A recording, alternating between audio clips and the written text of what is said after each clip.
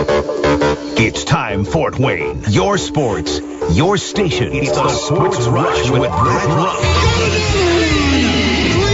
Max Landis. Covering all the topics that hit a nerve here in the Summit City. Clark goes 11 yards, touchdown. Only on 1380 The Fan and 100.9 FM. Now here's your host, Brett Rump. Most interesting, most important person of all time. You are incredible. Older than one. Yeah, well, you're half right. What is this, amateur hour? This is going to be huge. I believe this is going to be our finest hour. Just when I think you said the stupidest thing ever, you keep talking. I think that's the worst thing I've ever heard. That boy ain't right. The simplest way to put it, I have problems. Welcome to the alleged show. My kind of magic is automatic. I feel like dancing. I feel like dancing. Here we go, taking you home on a Monday. It is the day after the end of the NFL season. The Super Bowl last night wasn't so super this year. We'll talk about that. We've got plenty more coming up. College basketball at the forefront. The big game with Indiana, Michigan over the weekend. What was the reaction to Dusty May? What was the reaction to Mike Woodson? What's the future here now? And what does Indiana gain an advantage in the next coaching search or the coaching search because they got a head start? We'll talk about that not only on the show, but with Don Fisher, because the great Hall of Fame broadcaster of the Indiana Hoosiers is going to be joining us in hour number 2 at his regular time. It's our 15 Minutes with Fish coming up at 5:20 this afternoon. And we are on Facebook. We've got the live stream. You can watch the show this afternoon by going to facebook.com/1380thefan. And you can watch us. Sparty, let us know when you've logged in, because we know you're sitting on a deck, having a beer, and watching the Sports Rush. Well, your comments always welcome, either on the Facebook stream or on our Parkview Sports Medicine text line at 260-447-8500.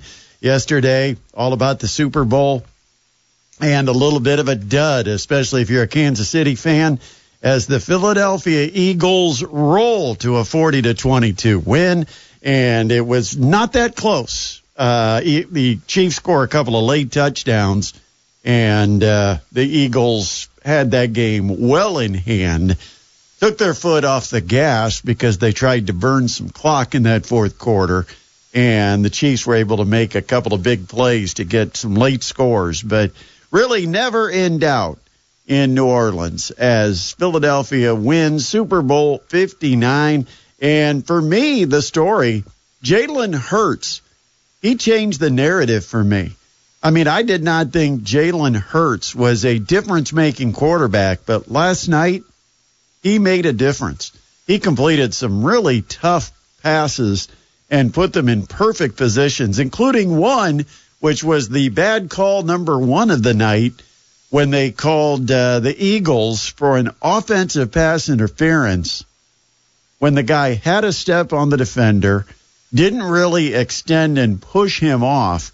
I thought that was just a terrible call, but it ended up coming back, creating a fourth down situation. I think it was a punting situation then for the Eagles. And I thought that was really bad. Eagles would have jumped out even faster than they did, but it was all Philadelphia, as Patrick Mahomes didn't have much of a night. Mahomes ends up throwing a couple of picks. He was 21 of 32, which 21 of 32 by itself doesn't sound all that bad. But a lot of those completions came late, again, when Philadelphia kind of called off the dogs. 257 yards, 3 touchdowns. You know who was good last night was Xavier Worthy. But the problem is Xavier Worthy's a vertical threat, and they didn't have time to get vertical because the 4-man rush of Philadelphia just absolutely owned the offensive line of Kansas City. That was just an awful offensive line performance by Kansas City. And they're better than that.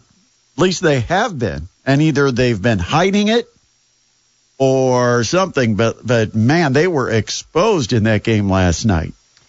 Yeah, they were. And it was just, it really caught me off guard just how dominant Philadelphia looked on both sides of the ball, whether it was rushing and putting Mahomes under pressure or making impressive plays via Jalen Hurts. Jalen Hurts and some of his receivers, Devontae Smith and A.J. Brown, were both very impressive as well.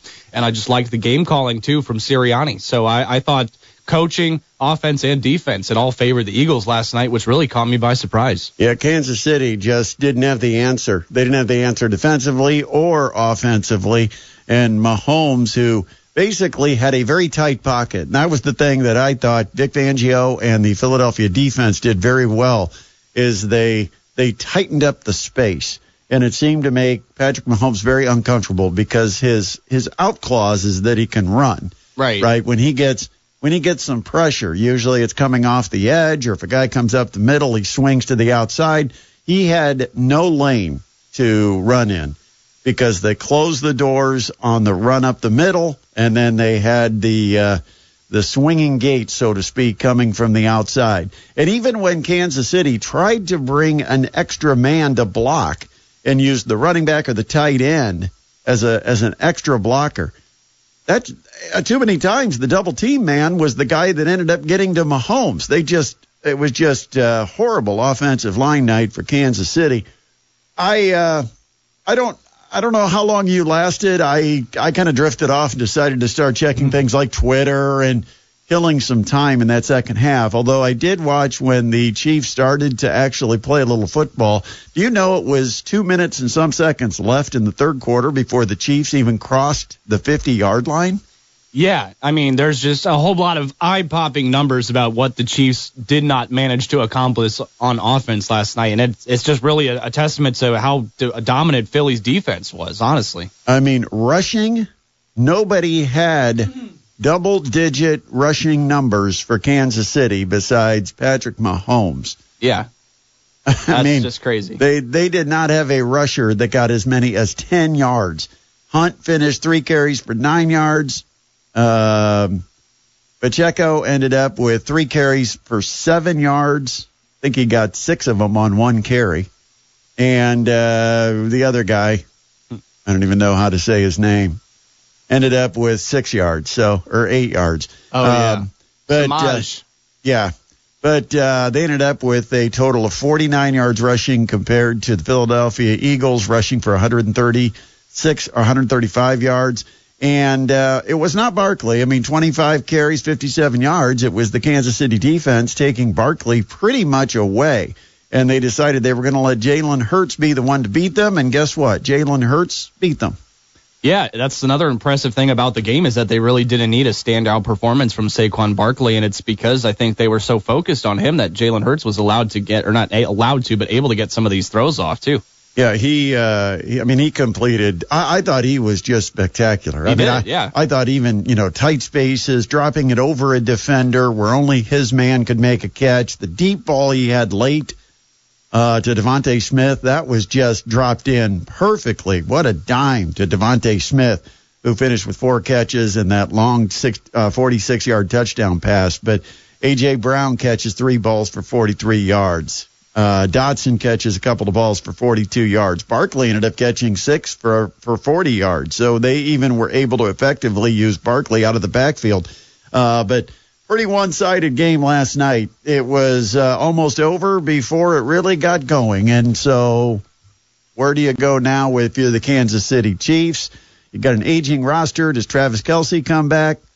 Does he decide to ride off into the sunset with his very wealthy girlfriend? Did last night's Eagles win spoil a potential proposal? I saw that meme. There was a meme of Kelce yelling at Reed saying, "I was supposed to propose tonight." Well, that was rumored, but I don't know. We'll never know now. We won't know. We'll never know. And so.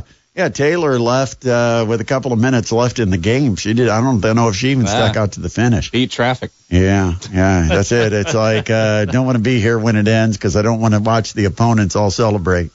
But Eagles win at 40-22 is the final last night in the Super Bowl. But what it does mean too is that there's no more NFL football for a long time. It's like almost exactly 7 months before we have another official NFL game. Now you've got the Eagles hosting the NFL kickoff, and I guess the question is, who will the Eagles host for that opening night game? And I looked at their schedule, and I've got one. What do you got? Detroit Lions at Philadelphia Eagles. I like it. Be a great game to start the season, wouldn't it? Yeah. Did you tweet that? I think I saw you tweet that. Of course I tweeted it, because that's just what I do. After the game was over, I tweeted. Follow Twitter. Detroit versus Philadelphia to open the NFL season next year. At Brett Rump Sports. Yeah, I mean, that's what you do. You find me on Twitter, and you become a smarter sports fan. Yeah. But I'm trying to see, because I had a list of the Eagles' opponents for next year. Let me see if I can pull that up. Yeah, let's see what you got. And of course, you can't just put Eagles. You have to put the Philadelphia Eagles. Cream cheese. And because you don't have a ton of choices if it's a non-conference game. Right. Because they play a couple of the teams they play that are the bigger teams on their schedule. They play on the road. Well, we know it'll be a home game, because the NFL traditionally awards the Super Bowl champion with the NFL opening night kickoff. That'll be the Thursday night game. But here's games they play. Okay, they've got a game at Buffalo, so that won't count. That would have been a good one if it was Buffalo at Philadelphia. They are at Green Bay. They are at Kansas City. So we could have had a Super Bowl rematch, but that's at Kansas City. They are at Minnesota. That would not have been a bad game if it were in Philadelphia. But here's who they've got as home games next year. Dallas, Giants, Washington. Of course, that's their divisional foes. I don't know that they make it a divisional game right off the bat.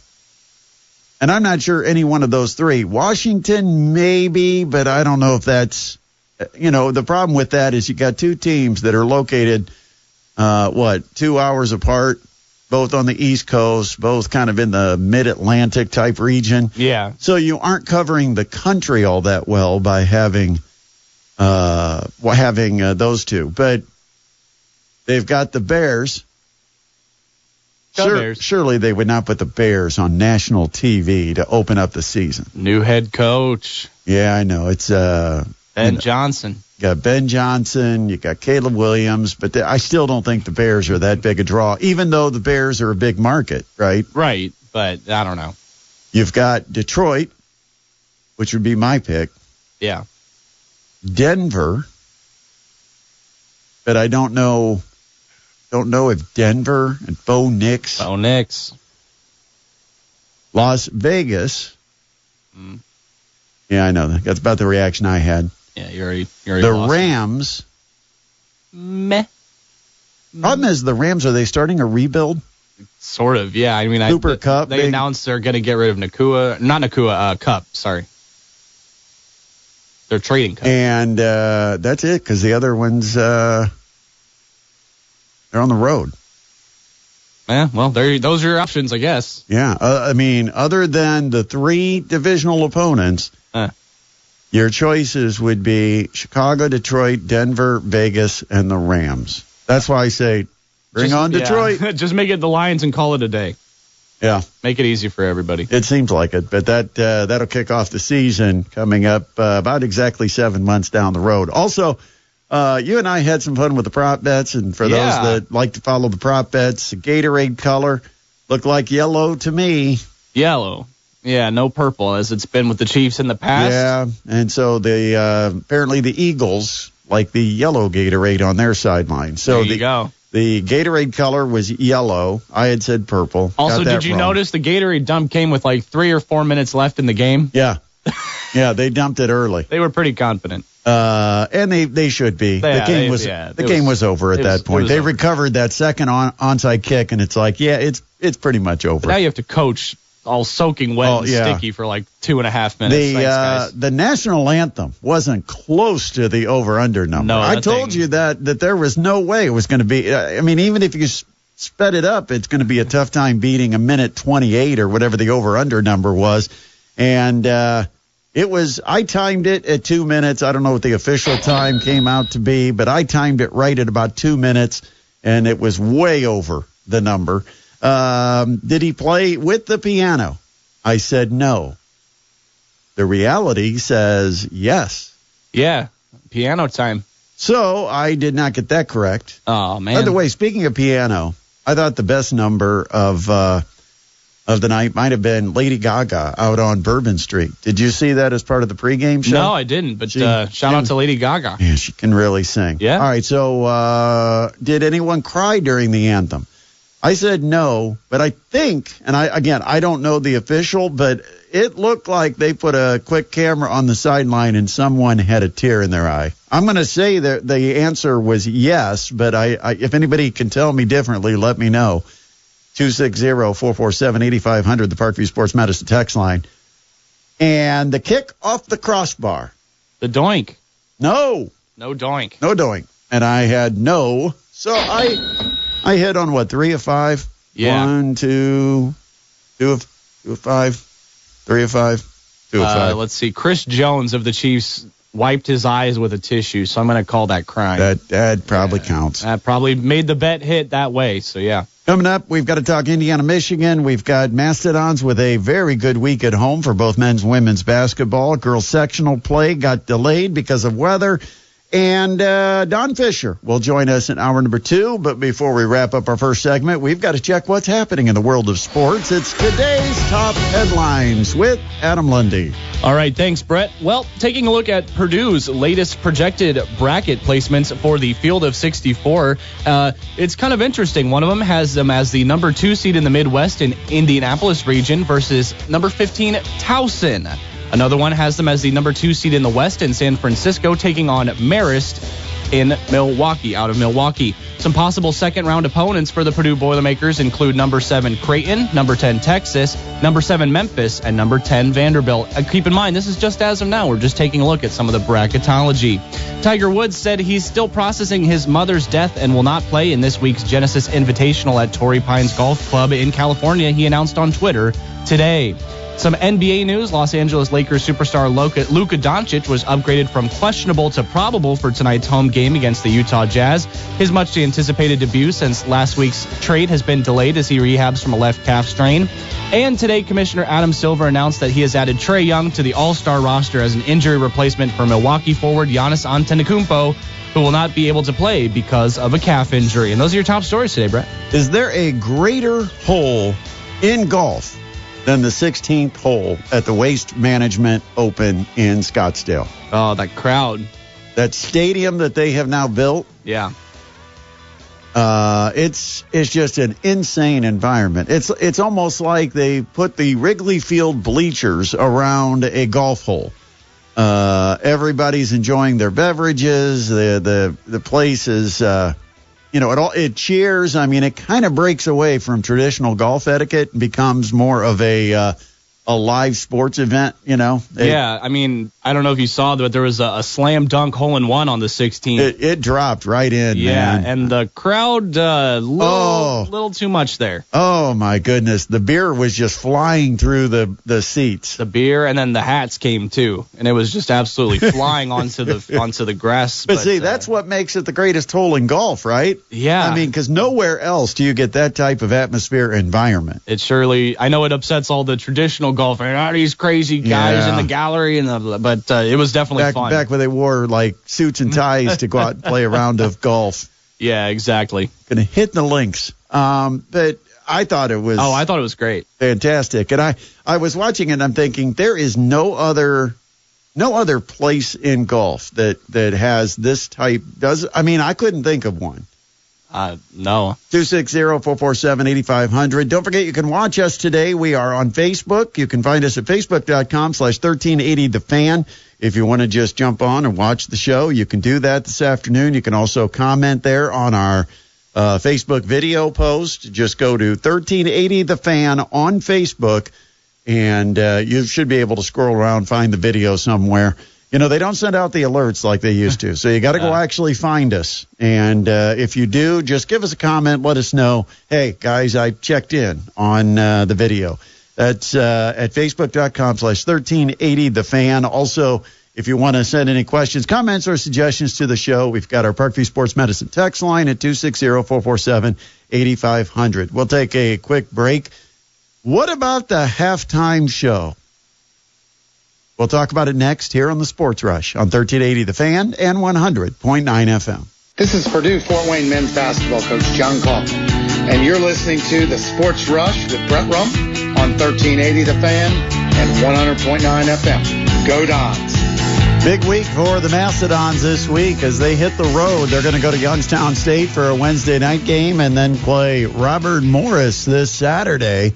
And both of those games can be heard on 1380 The Fan and 100.9 FM with John Nolan filling in for me, taking the long road trip this week that I could not attend. Yeah, you didn't want to miss basically the entire week of the show traveling. I mean, pretty much be gone Tuesday through Saturday. Yeah, that's too much for my guy. Well, and it's not just about the show. I've got my day job. No. Just about the show.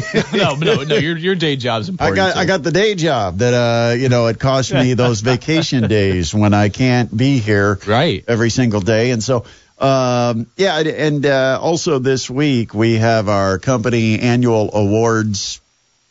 Yeah. What is it? Banquet, party, whatever. Dinner. Yeah, all combined. I believe it is a steak dinner is what I believe we're having. No complaints there. That's why I'm going. Yeah. So I will be greatly disappointed if I get there and the steak isn't brought out. Roast beef or something like that. No, it'll be like cold cuts. Hamburger patty. Yeah. Sliders. Oh. Tacos. Hey, I'm still hungry now. I mean, these still sound good. Don't But get me wrong. anyway, I will not be on the trip. John Nolan has the call for the Mastodons. Yes. Both these games against teams that right now are like a half game behind the Mastodons in the standings. It's like it is so close. I have not looked here. I got to pull peek. them up. Yeah, I got to peek at this because Milwaukee, of course, who the Mastodons beat, and that allowed the Dons to move into second place in the league. Yep. Well, then Milwaukee went and got beat again. Yep. And they lost to Cleveland State 77-60 on Saturday. And so Cleveland State stays 2 games clear of everybody. They got a game and a half lead on Purdue Fort Wayne. But then you've got, I guess they're a game back of the Mastodons now because the Dons ended up winning the game Saturday night against Green Bay. So you've got Robert Morris, Youngstown State, both a game behind, but that's the 2 opponents that the Dons play this week. Right. And so if the Dons want to protect that second place and number 2 seeding in the league, they need to take care of business this week on the road. And meanwhile, Milwaukee has slid to 9-5, which is 3 games out of first and a game and a half behind Purdue Fort Wayne. But the Mastodons do have a tiebreaker against Milwaukee by sweeping the season series. And then you drop a couple of games back to Milwaukee. Now, that means right now the Dons are pretty safe among the cluster of teams that are in the top 5, and those are the 5 places that would get a first-round bye in the tournament. The 5th seed would have to be on the road. So, yeah. Got to take care of business. You got that. But anyway, big week for the Mastodons, and the women have a big week as well. Yeah. As Maria Marquesano's women's team will get some time off this week because they have a midweek bye, and then they'll play on Saturday in their pink-out game at the Gates Center against Cleveland State. That'll be huge. Yeah, there's 3 teams that are really dominant on the women's side: Cleveland State, Green Bay, Purdue Fort Wayne. And then it is a long way back before you find 4th place.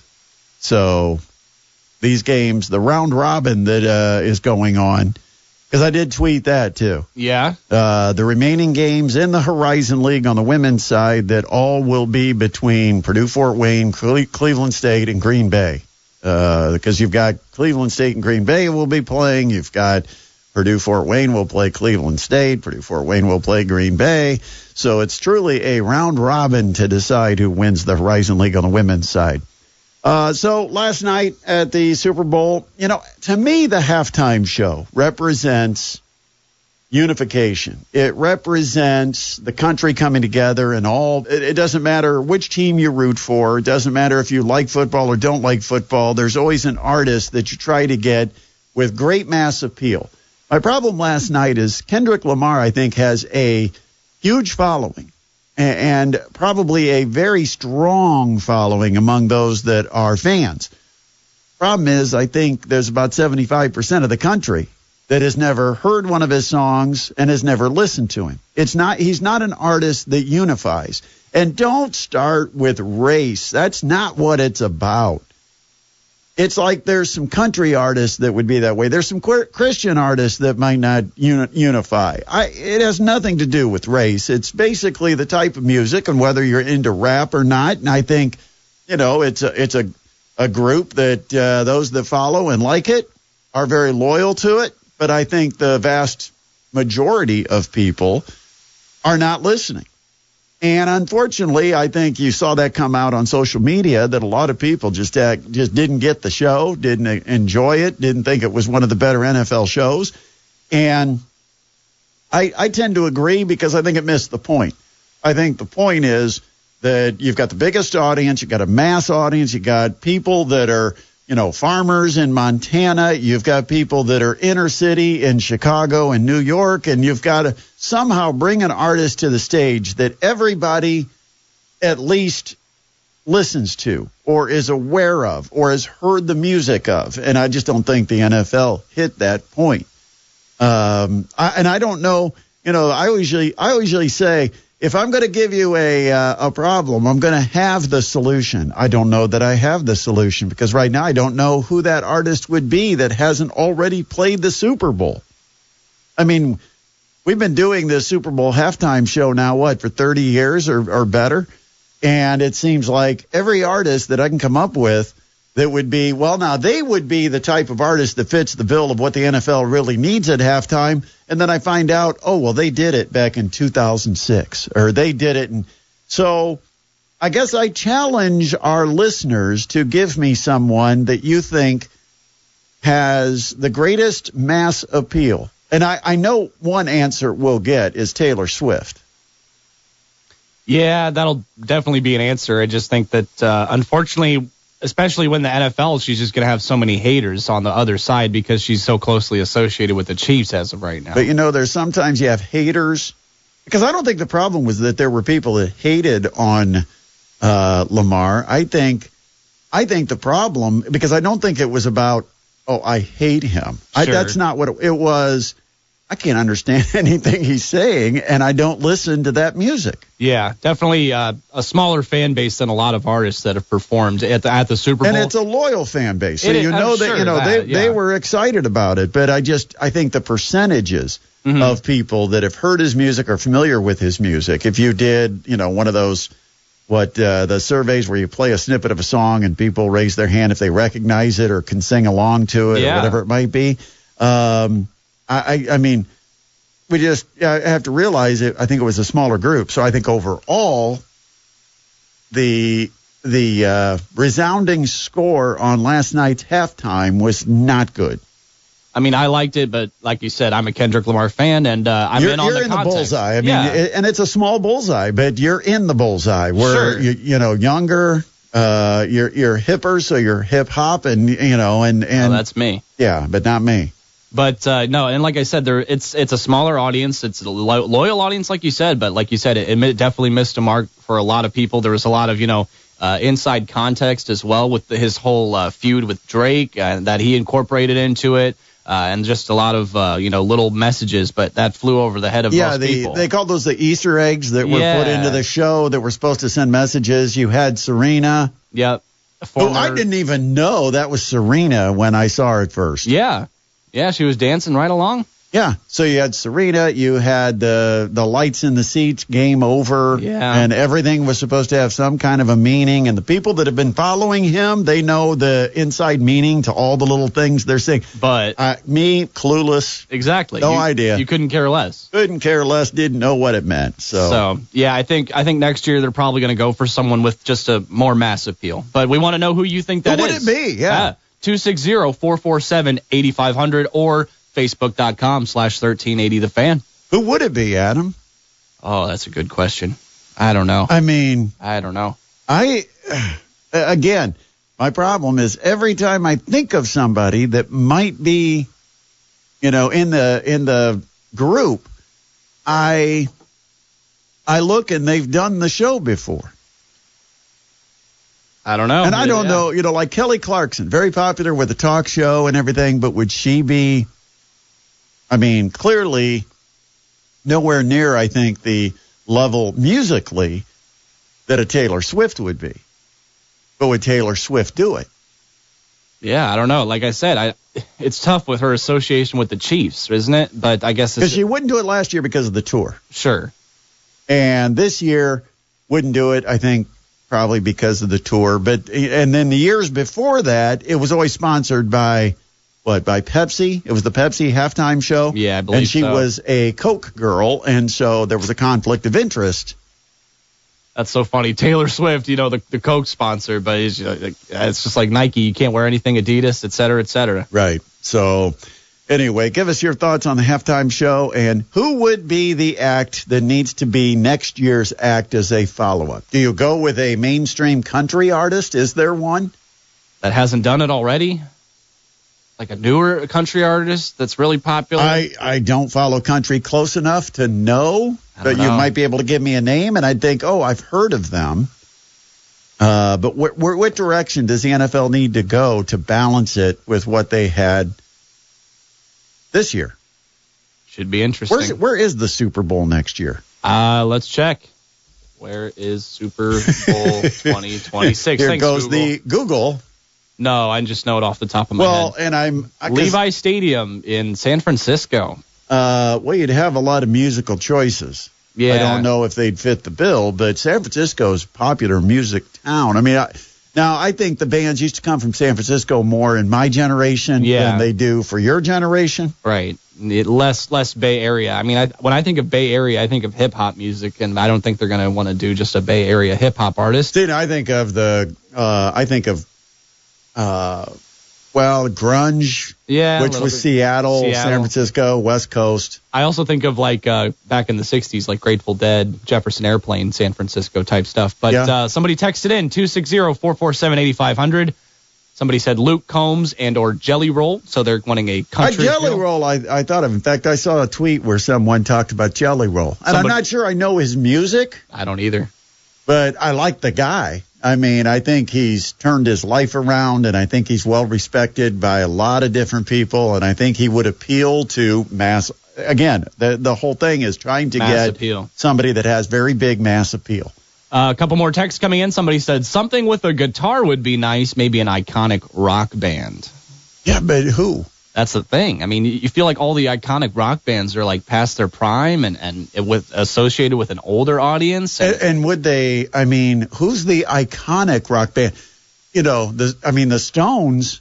You can't do that. Yeah, I mean, I hear Metallica thrown out a lot, but even Metallica's getting up there. I love their albums. I love what they did in the 80s, but it's just with the younger fan base, would they connect with Metallica? I don't know. Somebody else texted in Blake Shelton / Gwen Stefani. It's an interesting combo. And I don't think Gwen Stefani's done it. I don't know. I do not think she has. I'll check. I know Lady Gaga's performed. Mm-hmm. Just trying to think of some of the superstars right now. Gwen Stefani performed as the lead singer of No Doubt in 2003. So that's when she was back doing her ska punk vibes. But that was a while ago. And it was they have brought people back. Yes. Justin Timberlake came back. Yes. I've seen a popular one being thrown around, not on the text line, Doja Cat, but I have fear she might be too far into the hip-hop realm. What do you think? Yeah, it might be a branch off of what they did this year, where I think they need to go back a little different. Yeah, a little different push for next year. Interesting. Keep those texts coming. We want to hear them. 260-447-8500. We got to take a break. When we come back, we're going to talk some college hoops. Let's do it. Indiana, Michigan on Saturday. What was the reaction as Dusty May came in? And I thought it was very interesting, some of his comments that he made after the game. Also over the weekend, Purdue with a romp and the Mastodons with a 4-0 week. We'll talk about it all when we return. Be sure to catch us on Facebook, facebook.com/1380 The Fan. And if you want to text the show, the Parkview Sports Medicine text line is 260-447-8500. It's the Sports Rush on 1380 The Fan and 100.9 FM. course, there's always great talk about the commercials on the Super Bowl, but those have kind of tanked over the years. Yesterday I had like two that I can remember. There was some type of a Doritos commercial where there was a guy that was fighting with an alien ship over a Dorito. And the other one was, I remember the one with seal as a seal, but I thought, oh, that's real clever. Like, that's original. No, how'd they come up with that idea?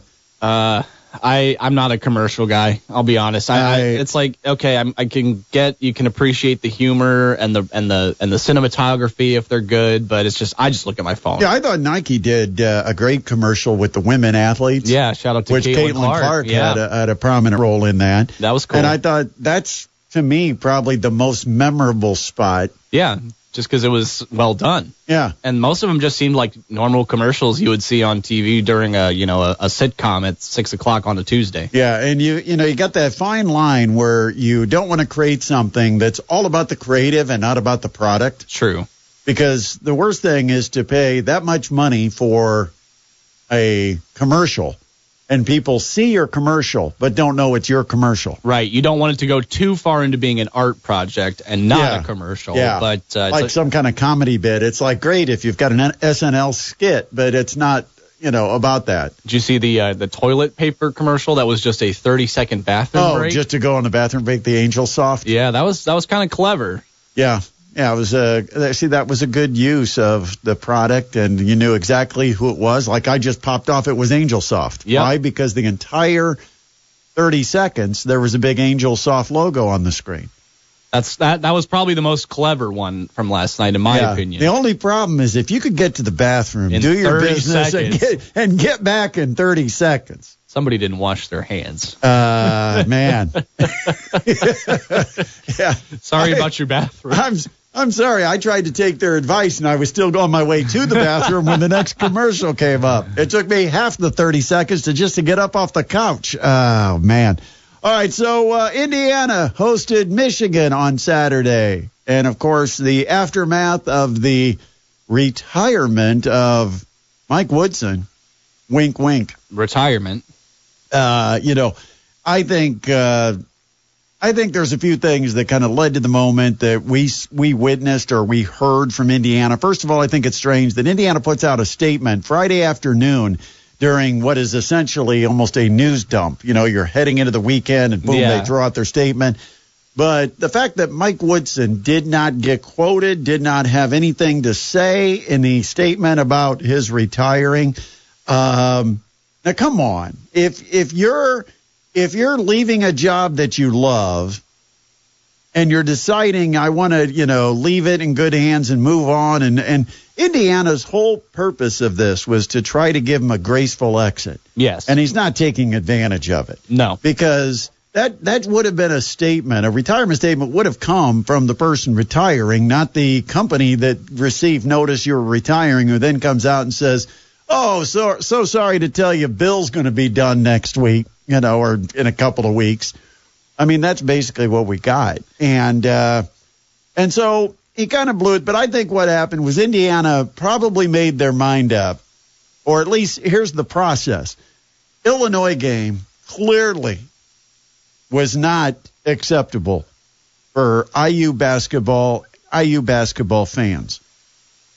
They didn't show up to play on their home court. And when they had that taken to them, they waved a white flag and it got worse. They just started standing around. They weren't really giving full effort. And it was very obvious on display. And that's why the fans relentlessly booed the team and the coaches as they walked off the floor.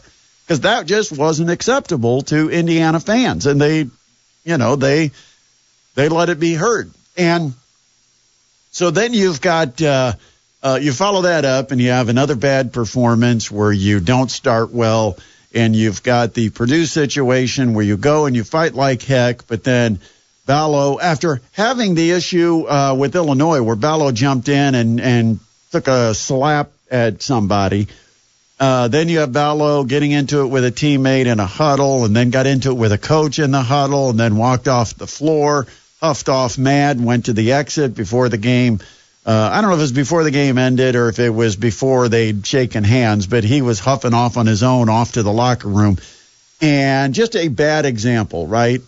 And the fact that Mike Woodson didn't do anything about it on any of those situations. I mean, the same guys that were lazy at the start of the game against Illinois were the same lazy starters in the next game. The guy who took a swing or took a slap at somebody didn't pay any kind of penalty or price. Basically telling the team, I'm okay with that. And then you have the Purdue situation, and he didn't pay a penalty for that either. And so I feel like Scott Dolson looks at this and thinks this is not the culture we want here. We want a leader that establishes a strong culture and an identity of what Indiana basketball is about, and we've lost that. We don't have a leader that upholds what are our values and our standards. And I think that pushed the process forward. And I think Scott Dolson may have approached Mike Woodson on it. I think they may have butted heads over it. I'm guessing. And maybe not butt heads is the right word, but maybe disagreed on how those situations should be handled. Because it's not unusual for an athletic director to maybe talk to a coach and have a meeting and say, look, these are some things that concern me about the program right now. And Mike Woodson to defend his players, defend what his action is, and say, I don't think it deserves any punishment. Thanks for being willing to talk and head out of the room. I just, and maybe I'm putting more into this than really exists, but I think there was something that pushed this forward. And eventually we got to a point where it was clear the two were not going to work together next year. And maybe in some ways the relationship between Woodson and Dolson became what the relationship between Woodson and Dane Fife was. And it became very apparent that these two were not going to be able to work together in the future after that first season ended, because it seemed like Dane Fife disconnected a bit down the stretch and wasn't as involved in huddles. Woodson wasn't listening to him on the bench. And so I think you had a similar situation with Scott Dolson and Mike Woodson, and it was apparent to both sides that this was not going to continue. Then they had to decide, where does it end and how does it end? Now, the fact that it was something that was decided early either was because Dusty May was coming to town or because Indiana wanted to get a head start on vetting potential candidates. But I'm really wondering how much you can get accomplished when the candidate that you say you're after, current head coach, experience with getting teams into the NCAA tournament, those coaches are probably coaching somewhere. And you're not going to be able to conduct interviews or hire coaches as they get into their conference tournament play. So I don't know that you get that big of a head start. At least you could have done probably everything you will do, you could have done without bringing this public. So the fact it became public at the time it did, the evening before the game against Michigan, to me still means something.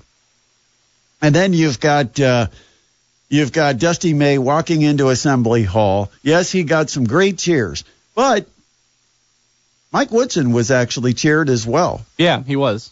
I was a little surprised Indiana fans, they're a decent group apparently, because they were booing the man. Then he decides to step aside, and we're like, oh, we like you now. Yeah. Thank you. Thank you for making this less messy than it could have been. Quote unquote, step aside. I mean, we knew this thing wasn't a real retirement when we saw in the first tweet, Jeff Goodman tweet, that Woodson has lost the support of high-level boosters. I mean, that's not a retirement. That's the team and the people that are funding the team not happy with your performance. Well, and of course, everybody's question is, what does Dusty May think about coming back to Indiana? Mm-hmm. Well, I thought it was very telling after the game when they had Dusty May answering questions, and they asked him that specific thing, about hey, this job is open. And he said he's very flattered, but I thought it was interesting. He never said, I'm not interested. Right. He kind of just circled around it very well. Oh, he did. He danced around it, and he gave a little bit of a politically correct answer where he said, I'm happy at Michigan. Yep. But he didn't say he was committed to staying at Michigan. He's happy at Michigan, and he is enjoying coaching this team, and they've still got things to accomplish. And He doesn't really think about it. And all those things you say when their job you really want is sitting out there and you just can't really talk about it or say what you're thinking. Because, it's like if you paraphrase what answer he gave, you could come up with, gosh, I want to coach here so bad. Right. I mean, you can look into it either way. You can look at it from the Indiana side and say, oh, he didn't say no. He didn't say he doesn't want to come coach here. Or you can, be a Michigan fan and look at it from that side and say, hey, he likes it here. But good political. All you're listening for, Adam, is you're listening for a guy that says, I'm in or I'm out. Yep.